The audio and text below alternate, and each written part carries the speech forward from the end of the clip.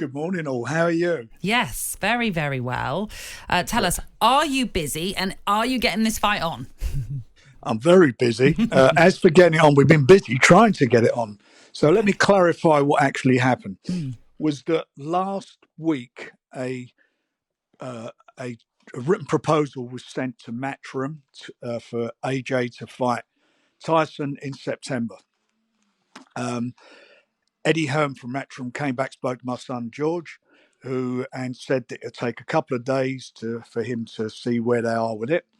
A couple of days went by, and George met yesterday with AJ's management company, 258. So he met with them yesterday, and they've confirmed that AJ is fighting in Dubai in December. That's his preferred route. Although he will have a fight in, I think it's August, but they basically don't want to do the fight yet.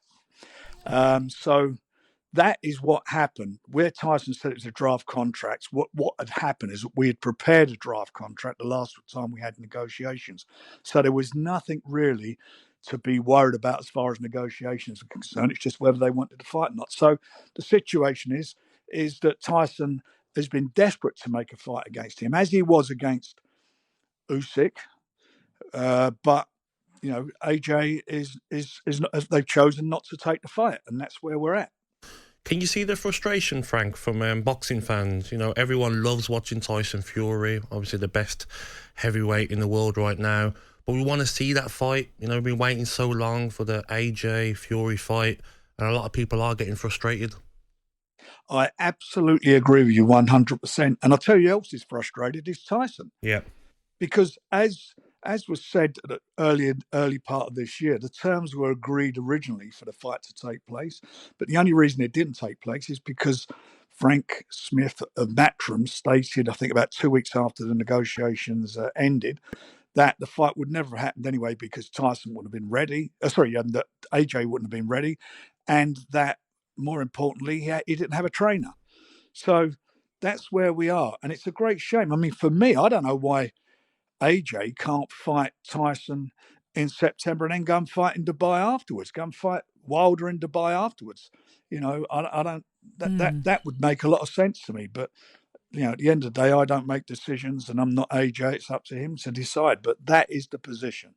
So I realise, obviously, you're only on one side of the party and you have to bring the two parties together to eventually, hopefully, set something up. But do you think we'll ever see it, realistically? Well, look, if he gets beat, if AJ gets beat by Wilder, if this fight happens in Saudi in December, I don't think so. It's because he's been beaten by a guy who Tyson's already beaten 3 times. So this is the time to make the fight. This is the time to do it, and that's what we should all be focusing on. It's the same thing with Usyk. You know, all this nonsense. You know, I know people sort of, you know, why didn't Usyk? Why wasn't he offered more money? And you know, and so forth. He agreed to the 70-30, and Tyson called him out again a couple of weeks ago and said, "Look, you wanted a rematch. You can have a rematch. So if I beat you, which he's very confident of, you can have a rematch. I don't want a rematch. If I win, then you know, if I lose, then I'm done." So we got to that. They never even come back to us, and now he's fighting Daniel Dubois, which went for a purse bid, and the purse bid was for $8 million, of which they had 75% of the purse bid to play with. So he gets $6 million, and Daniel gets 2. So that's the value of Usyk. That's what his value is. If Daniel Dubois and Tyson Fury were to go to purse bids, that'd fetch 30 million all day long, because that's the value of Tyson Fury. But they're all waiting. What they're all waiting for, Usyk and AJ, they want to get the big money in Saudi. Now, I don't blame them. It's a dangerous business, professional boxing. I know you can get a lot of money, but don't confuse that you're waiting for that money, that Tyson's ducking you, because he is willing to do the fight in the UK, and he wants to do a fight between, you know, as Usyk's not available now, he's got to fight Daniel Dubois. He wants to do the fight with AJ in front of the British fans. That's what he wants to do.